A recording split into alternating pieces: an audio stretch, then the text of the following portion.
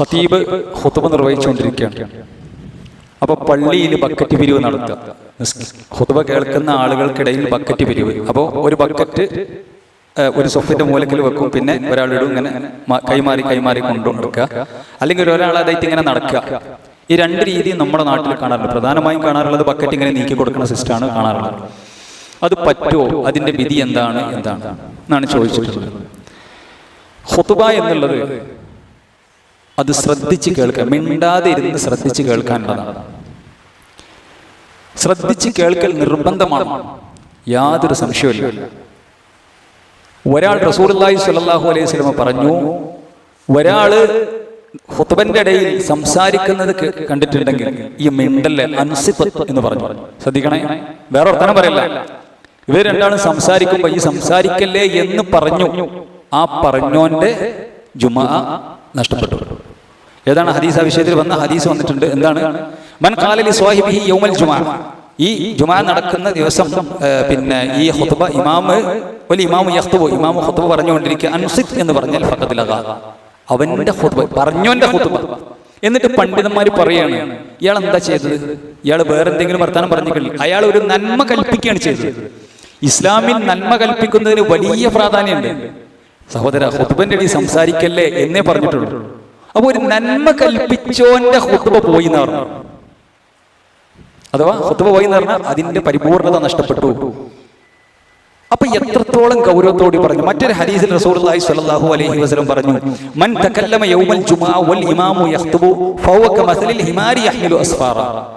ഒരാൾ ഖുതുബ നടത്തിക്കൊണ്ടിരിക്കുന്ന സമയത്ത് സംസാരിക്കുകയാണെങ്കിൽ എന്ന് പറഞ്ഞാൽ ശ്രദ്ധ തെറ്റി, അയാൾക്ക് ഖുതുബ ഇമാമ് പിന്നെ ഖതീബ് നിർവഹിക്കുന്നു, ഇയാൾ സംസാരത്തിലാണ്.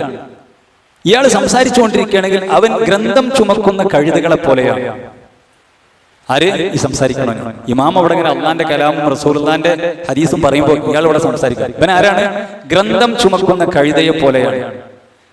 കഴുതന്റെ മുകളിൽ എത്ര വലിയ ഖുർആനും ഹദീസും തഫ്സീറും ബലപ്പെട്ട പിന്നെ ഗ്രന്ഥങ്ങൾ വെച്ചാലും കഴുതക്ക് അതൊരു ഭാരമാണ്.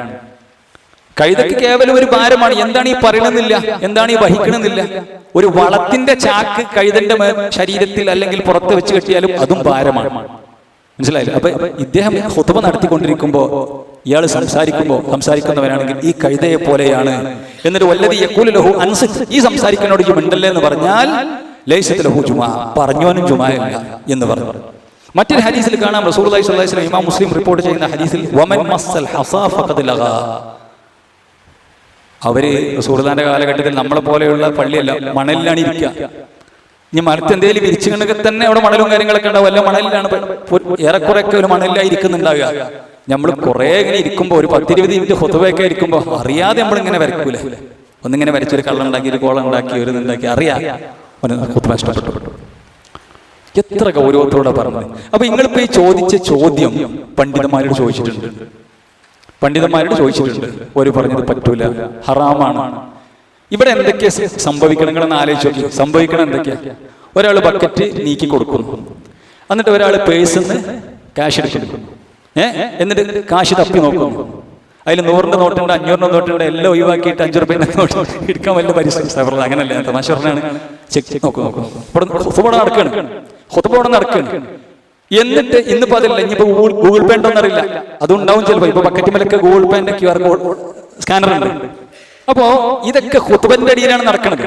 എന്നിട്ട് മറ്റൊരാൾക്ക് നീ കൊടുക്കുന്നു. ഈ കണ്ട ആളുകളൊക്കെ ഈ പണിയെടുക്കുന്നുണ്ട്. രണ്ടാമത്തെ മറ്റൊരു സംഗതി റിയാഇന് കാരണമാകും.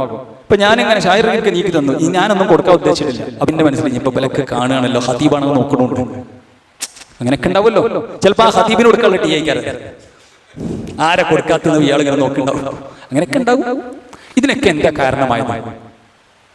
ഈ ഒരു 2-3 മിനിറ്റ് ഒരു പേഴ്സ് എടുക്കാനും പേഴ്സ് തപ്പാനും ഇടാനും നീക്കി കൊടുക്കാനും എന്താണ് കാരണമായത്? അതിന് വേറെ സംവിധാനം നോക്കുന്നല്ലാതെ. എന്നിട്ട് ഇത് ഇടുണ്ടോ, ഞാൻ ഇടാത്തത് ശ്രദ്ധിക്കോ, ഇടാൻ ഞാൻ എന്താ വിചാരിക്കുക? ആ ഇടല് റിയാഅ്. ഓലെ പിന്നെ ഇടാതിരുന്നാലും എന്താണ്?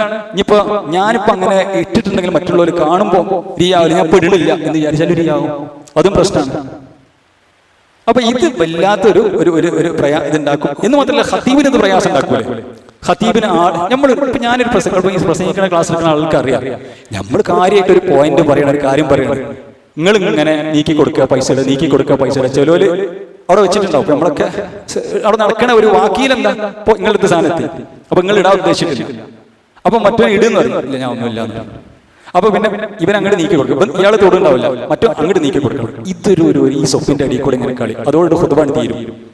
അപ്പൊ അത് പറ്റൂല, ഹറാമാണ്. ഈ സംഗതിന്റെ പണ്ഡിതന്മാർ ചോദിച്ചിട്ടുണ്ട്. ഒരു പണ്ഡിതന്മാർ പറഞ്ഞത്, ഒരു സാധുവായ മനുഷ്യൻ വന്ന് ഇമാമിനോട് നേരിട്ട് പറഞ്ഞു, ഖുത്ബന്റെ അവസാനത്തിലോ ഖുത്ബയിലോ, ഞാൻ ഇന്ന സ്ഥലത്ത് നിന്ന് വരികയാണ്, ഞാൻ ഭക്ഷണം കഴിച്ചിട്ടില്ല, ഇല്ലാത്തവനാണ് എന്ന് പറയും. ഇമാമ് പറയാണ് അയാൾക്ക് എന്തെങ്കിലും കൊടുക്കുന്ന നമ്മൾ കൊടുക്കാം. ഇമാമിനോടുള്ള സംസാരം അല്ല, ഖതീബിനോടുള്ള സംസാരം എന്തല്ല, ഖുത്ബയെ ബാധിക്കുന്ന പ്രശ്നമല്ല.